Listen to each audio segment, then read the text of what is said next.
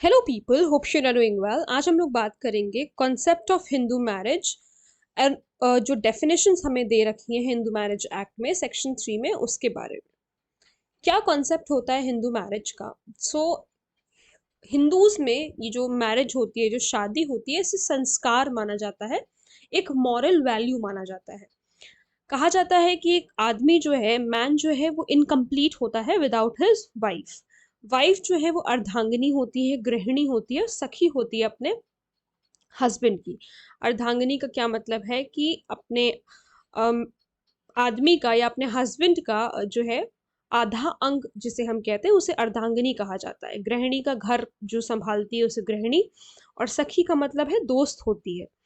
Purpose क्या है इस हिंदू मैरिज का, मतलब इस शादी का पर्पस क्या होता है हिंदूज में? गेट सन की मतलब एक पुत्र की प्राप्ति हो, जिससे मोक्ष की प्राप्ति होती है। मतलब कहा जाता है, ऐसा माना जाता है, जो काफी पुराने थॉट्स हैं, कि अगर किसी को बेटा हुआ है तो उसे मोक्ष की प्राप्ति मानी जाती है, ऐसा कहा जाता है। मैरिज एक रिलीजियस इंस्टीट्यूशन है जिसमें ड्यूटीज आपको फुलफिल करनी होती है। दो लोगों के बीच में जो शादी होती है, उन्हें कुछ ड्यूटीज फुलफिल करनी होती है। वो ड्यूटीज है धर्म, अर्थ, काम, मोक्ष। ठीक है, ये 4 ड्यूटीज होती हैं। इस इन 4 ड्यूटीज को फुलफिल करने के लिए जो है एक मैरिज का कॉन्सेप्ट हमारे हिंदूज में है। ठीक है, अब डेफिनेशंस क्या हैं? जो आपकी बहुत मोस्ट इम्पॉर्टेंट चीज़ है, डेफिनेशंस हैं। और ये वो डेफिनेशंस हैं जो आपसे जुडिशरी में पूछी जाती हैं। ठीक है, सबसे पहली डेफिनेशन है हमारे पास 3C में। 3C में है full blood and half blood. Full blood और हाफ ब्लड का मतलब बताया हुआ है। इसका ये मतलब है कि 2 पर्सन एक दूसरे से रिलेटेड हैं। ठीक है, और फुल ब्लड का मतलब है कि एक ही कॉमन सेम वाइफ है, मतलब कि सेम मदर है, तो उसे फुल ब्लड कहा जाएगा। ठीक है, और अगर डिफरेंट मदर है, जैसे कि अगर पापा की एक शादी हुई है, उनसे 2 3 4 बेटे या बेटियां हुए हैं, तो वो सेम मदर, वो फुल ब्लड आ जाएगा। और अगर फादर ने दूसरी शादी करी है, उससे कोई दूसरे बच्चे हुए हैं, फादर एक ही है, मतलब यहाँ पर कॉन्सेप्ट क्या है कि फादर जो है वो एक ही है, उनकी वाइफ मदर जो है वो दूसरी है, तो ऐसे में डिफरेंट मदर कहा जाता है, सॉरी, ऐसे में हाफ ब्लड कहा जाता है उस बच्चे को। ठीक है, फिर उसके बाद है 3D में। 3D बताता है हमें यूटेराइन ब्लड के बारे में। यूटेराइन ब्लड का मतलब होता है कि मदर तो सेम है बट फादर डिफरेंट है। तो इसमें वो कॉन्सेप्ट आ गया कि मदर एक ही है बट फादर हो सकता है कि, मतलब शादी जैसे माँ की 2 बार हुई हो, तो वैसे में यूटेराइन ब्लड वाला सिस्टम होता है। 3F में सपिंडा रिलेशनशिप के बारे में बताया गया। इसे थोड़ा सा ध्यान से समझना, बहुत ऐसा कुछ डिफिकल्ट नहीं है, बस इसमें 2 बातें कही गई हैं, एक 3rd जनरेशन से, एक 5th जनरेशन से। सपिंडा रिलेशनशिप वो रिलेशनशिप होता है कि अगर 3rd जनरेशन तक मदर के लिए, मदर का जैसे मदर की फैमिली है, ठीक है, मदर की फैमिली से लीनियल असेंडेंट का मतलब है कि उनसे पहले के जो 3 जनरेशन है, ठीक है, उनसे पहले मदर, जैसे मदर की फैमिली चल रही है, ठीक है, मदर की जो आपके नाना नानी है, नाना नानी के ऊपर उनके असेंडेंट, उनके लीनियल असेंडेंट, वहां से 3 जनरेशन और, पर नाना, पर नानी, आपके पर नाना, पर नानी, वैसे करके 3 जनरेशन तक।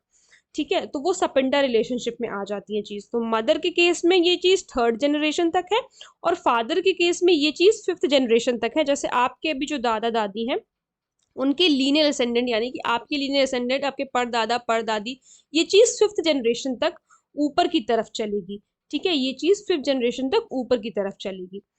तो ऐसे ये चीज होती है। फिर उसके बाद है कि degree of prohibited relationship. 3G में डिग्री ऑफ प्रोहिबिटेड रिलेशनशिप के बारे में बताया है। तो ये प्रोहिबिटेड रिलेशनशिप क्या है? प्रोहिबिटेड रिलेशनशिप है कि अगर ये रिलेशनशिप एग्जिस्ट कर रहा है, तो ऐसे में इन दोनों के बीच में शादी नहीं हो सकती। ठीक है, जैसे one is linear ascendant of other, एक जो है दूसरे का लीनियर असेंडेंट है। दूसरी चीज, जहां पर W लिखा है वहां पे समझो वाइफ है, जहां पर H लिखा है वहां हस्बैंड को समझना है, जहां B लिखा है ब्रदर को, M लिखा है मदर को, और F लिखा है तो फादर को। तो वाइफ या हस्बैंड ऑफ लीनियर असेंडेंट या डिसेंडेंट, वाइफ या हस्बैंड जो है लीनियर असेंडेंट, वाइफ या हस्बैंड के लीनियर असेंडेंट और डिसेंडेंट है, तो उन दोनों के बीच में शादी नहीं हो सकती। वाइफ ऑफ ब्रदर, फादर और मदर्स ब्रदर, और ग्रैंड फादर्स और grand mother's brother of the other. अरे जैसे ब्रदर की वाइफ, ठीक है, फादर की वाइफ, मतलब कि माँ, ठीक है, और मामी वगैरह, ग्रैंड मदर का वो मामी दादी, इन सब के बीच में शादी नहीं हो सकती। ये सारी चीज़ें जो है इसमें बताई गई हैं। रिलेशनशिप जो है बिटवीन ब्रदर एंड सिस्टर, अगर ब्रदर एंड सिस्टर है तो शादी नहीं हो सकती। अंकल एंड नीस है तो शादी नहीं हो सकती। आंट एंड नेफ्यू है तो इन दोनों के बीच में शादी नहीं हो सकती। और चिल्ड्रन है ब्रदर और सिस्टर के, तो उनके बीच में शादी नहीं हो सकती, मतलब उनके बच्चों के बीच में शादी नहीं हो सकती। ब्रदर का कोई बच्चा है, ब्रदर की कोई बच्ची है, तो उनके बीच में शादी नहीं हो सकती। तो children of brother and brother, children of sister and sister, sister जैसे जैसे आपकी मम्मी की कोई मतलब सिस्टर है, ठीक है, मतलब आपकी मासी, तो मतलब आपका और आपकी मासी के जैसे कोई बेटी है, ठीक है, जैसे आपके मदर की बेटी है और आपके मासी की बेटे के बीच में शादी नहीं हो सकती। ये इतना देखो कॉम्प्लिकेट मत करो, ऐसे मासा मासी नहीं समझ में आएगा। बात ये है कि अगर बच्चे हैं इन लोगों के, ब्रदर सिस्टर के बच्चे हैं, ब्रदर ब्रदर के बच्चे हैं और सिस्टर सिस्टर के बच्चे हैं, तो उनके बीच में शादी नहीं हो सकती। बस इतना समझो, मासा मासी करेंगे तो कुछ भी अभी समझ में नहीं आएगा, सब सर से ऊपर के जाएगा, ठीक है।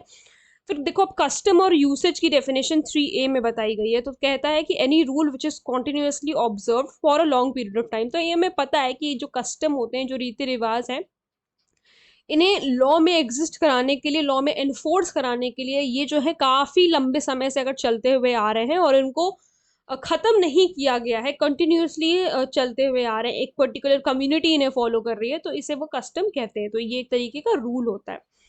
फिर 3B में बताया है डिस्ट्रिक्ट कोर्ट के बारे में। तो कोई भी ऐसा area for which there is a civil court, जहां पर एक सिविल कोर्ट है, या फिर and in any other area the principal civil court of original jurisdiction, या देखो कोई ऐसा एरिया है जहां पर सिविल कोर्ट है और साथ साथ किसी दूसरे एरिया में कोई ऐसा प्रिंसिपल सिविल कोर्ट है ओरिजिनल ज्यूरिसडिक्शन का, which includes any civil court specified by state government. ठीक है, तो ये थी हमारी कुछ इंपॉर्टेंट डेफिनेशंस और कॉन्सेप्ट हमारे हिंदू मैरिज का। अगर कोई प्रॉब्लम है, कोई डाउट है, तो please let me know in the comment section. और अगर आप लोग इस टॉपिक पे वीडियो देखना चाहते हैं तो वो भी प्लीज़ मुझे ज़रूर बताइएगा। Thank you so much.